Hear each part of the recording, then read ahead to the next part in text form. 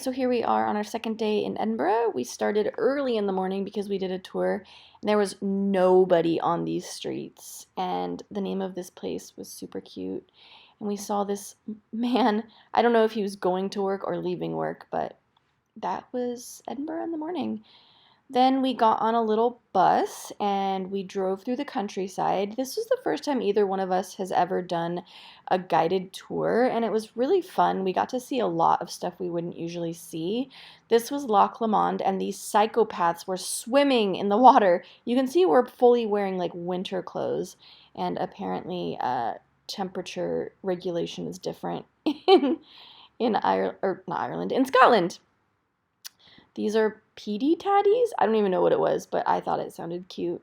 And this was a little bit more of the loch. By this time in the day, the clouds had started to burn off, and it wasn't warm, but it was a little sunnier. This little village was so cute walking back from the loch, and everything was so absolutely green. It was beautiful. This is the Rest and Be Thankful viewpoint. They actually found a stone that said Rest and Be Thankful on it that was, I don't know, carved a bazillion years ago, probably like a couple hundred years ago. But it makes sense that this is a place to rest and be thankful because it was so beautiful. Pictures don't even do it justice. And this was that stone that inscription was carved into. They don't really know who did it, but there it is. This was a castle in Inverness? No, I don't even remember what this village was called. We were not here for very long.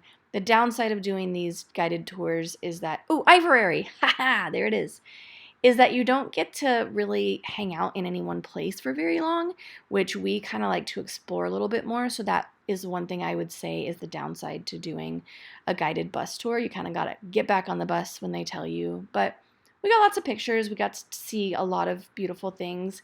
This was a castle that was on this lake. It was so pretty. It basically was just ruins, so there wasn't anything really to go inside and explore. But it was very scenic, and this is in a lot of famous pictures. Again, beautiful green day. This is my house, just so you guys know. I'm moving here. And I don't know what James is doing back there.